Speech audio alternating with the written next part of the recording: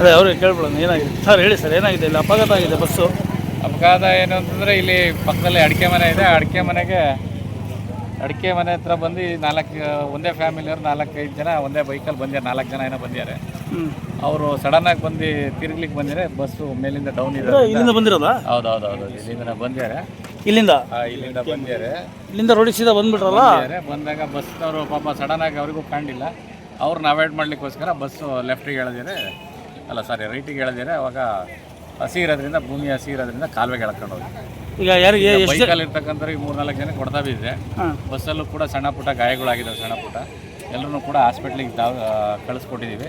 ಚಿಕಿತ್ಸೆ ನಡೀತಿದೆ. ಅದರಲ್ಲಿ ಇಬ್ಬರು ಚಿಂತಾಜನಕವಾಗಿದ್ದಾರೆ ಅಂತೇಳಿ. ಒಬ್ಬರಿಗೆ ತಲೆಗೆ ಹೊಡೆತ ಬಿದ್ದಿದೆ ಬೈಕಲ್ಲಿರೋರಿಗೆ, ಒಬ್ಬರಿಗೆ ಕಾಲು, ಒಂದು ಮಗುಗೂ ಕೂಡ ಒಂದು ಸಣ್ಣ ಮಗು ಇದೆ, ಒಂದು ವರ್ಷದ ಮಗು ಇದೆ.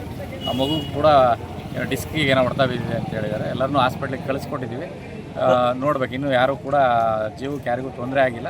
ಮುಂದೆ ಚಿಕಿತ್ಸೆ ಆದ್ಮೇಲೆ ನೋಡ್ಬೇಕು. ಎಲ್ಲರೂ ಭದ್ರಾವತಿ ಗೌರ್ಮೆಂಟ್ ಆಸ್ಪತ್ರೆಗೆ ಕಳಿಸ್ಕೊಟ್ಟಿದ್ದೀವಿ.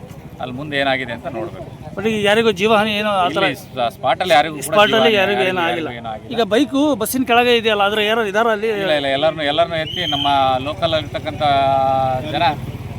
ಜನ ಎಲ್ಲರೂ ಬೇಗ ರಕ್ಷಣೆ ಮಾಡಿ ಕಳಿಸ್ಕೊಟ್ಟಾರೆ. ಮೊದಲು ಪಾಪ ಸ್ಥಳೀಯವಾಗಿ ಬಂದಂಥ ಎಲ್ಲ ಜನಗಳಿಗೆ ಮೊದಲು ನಾವು ಕೃತಜ್ಞತೆ ಹೇಳ್ಬೇಕು. ಯಾಕೆಂದ್ರೆ ಈಗ ಆಂಬ್ಯುಲೆನ್ಸ್ ತಕ್ಷಣ ಬಂತಾ ಇಲ್ಲ ಹೆಂಗೆ? ಆಂಬ್ಯುಲೆನ್ಸ್ ತಕ್ಷಣ ಬರ್ಲಿಕ್ಕೆ ಆಗಿಲ್ಲ. ಆಂಬ್ಯುಲೆನ್ಸ್ ಪಾಪ ಎಲ್ಲೆಲ್ಲಿ ಹೋಗಿರುತ್ತೋ, ನಾವು ತಕ್ಷಣ ಬಂದಿಲ್ಲ ಅಂತ ಹೇಳೋದು ತಪ್ಪಲ್ವ, ಅಪಘಾತ ಆಗಿರೋ ಸ್ಥಳದಲ್ಲಿ. ಬಟ್ ಆದರೂ ಕೂಡ ಇಲ್ಲಿರ್ತಕ್ಕಂಥವ್ರು ಎಲ್ಲರೂ ಕೂಡ ಟಾಟಾ ಎಸಿಯಲ್ಲಿ ನನ್ನ ಕಾರಲ್ಲೂ ಕೂಡ ಒಂದು 4 ಜನಕ್ಕೆ ಕಳಿಸ್ಕೊಟ್ಟಿದ್ದೀನಿ. ಹಾಗೆ ಬಂದವರೆಲ್ಲರೂ ಕೂಡ ಅವ್ರವ್ರ ವೆಹಿಕಲ್ಗಳಲ್ಲಿ ಕರ್ಕೊಂಡೋಗಿ ಜನಗಳನ್ನ ಏನು ತಾತ್ಕಾಲಿಕವಾಗಿ ಏನು ನಮ್ಮ ಕೈಲಿ ಮಾನವೀಯತೆ ದೃಷ್ಟಿಯಿಂದ ಏನು ಮಾಡಬೇಕು ಅದನ್ನು ಮಾಡಿದ್ದೀರಾ.